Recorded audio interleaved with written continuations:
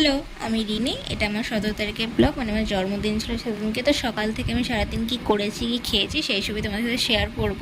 তো সকালে ঘুম থেকে উঠে আমি ব্রাশ করে নিয়েছিলাম, তারপর বিছানাটা তুলে নিয়েছিলাম। যেহেতু আমি 9টা সাড়ে 9টায় ঘুম থেকে উঠেছি, জন্মদিন ছিল, কেউ ডাকেও না, আমিও উঠিনি। তো বিছানাটা শুধু তোলার আমার কাজ ছিল। তো বিছানা তুলে আমি তারপর স্নান করে চলে এসেছিলাম। স্নান করে এসে পুজো দিয়ে নিয়েছিলাম, সেটার ভিডিও ক্লিপ নিয়ে।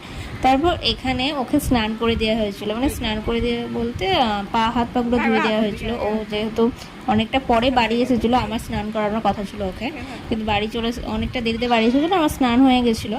তার জন্য ওকে স্নান করা হয়নি। বাবাকে শুধু বললাম যে পাগুলো একটু ধুয়ে দাও।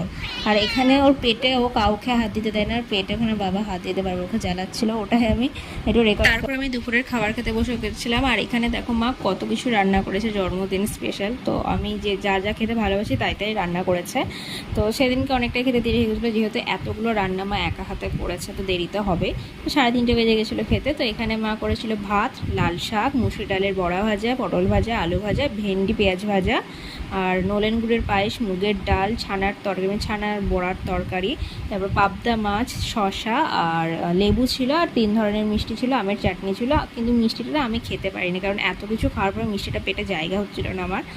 তো আমি একটুখানি জাস্ট ভেঙে খেয়েছি, আর এত কিছু আমি খাইনি, যা যা আছে সবই আমি আর দাদা মিলে খেয়েছি। ভাতটা আমি খুব অল্পই নিয়েছিলাম। মা বলছিল না পোলাও করে নিয়েছি, না আর পোলাও করো না, যেহেতু আমার জন্মদিনের দিন খুবই গরম পড়েছিল প্রচণ্ডই, তো আর খেতে ইচ্ছা করছিল না সব খাবার। তারপর এখানে মা পায়েস খাইয়ে দিল, তো মাকে প্রণাম করলাম। আর অনেকেই ভাবতে পারো যে না টাইমে নলেন গুড় পেলাম কোথায়। তো আগেও আমি একটা ভিডিওতে বলেছি আমাদের ফ্রিজে গুড় রাখা থাকে, তো কিছু হয় না, তার জন্য যখন পায়েস খেতে ইচ্ছা হয় তখন খাই মাঝে মধ্যে নলেন গুড়ের পায়েস। আর আমি নলেন গুড়ের পায়েস খেতে প্রচণ্ড ভালোবাসি। তো মা কী বলবো, জ্যৈষ্ঠ মাসে যেহেতু মানে মে মাস অবধি রাখবেই নলেন গুড় যে করেই হোক, কারণ আমি যেহেতু খেতে ভালোবাসি। আর এখানে বড়া ভাজার একটু লেবুর রস দিয়ে সস দিয়ে খেতে যা লাগে না, তার সঙ্গে লঙ্কা আর একটা শসা, জাস্ট জমে যাবে।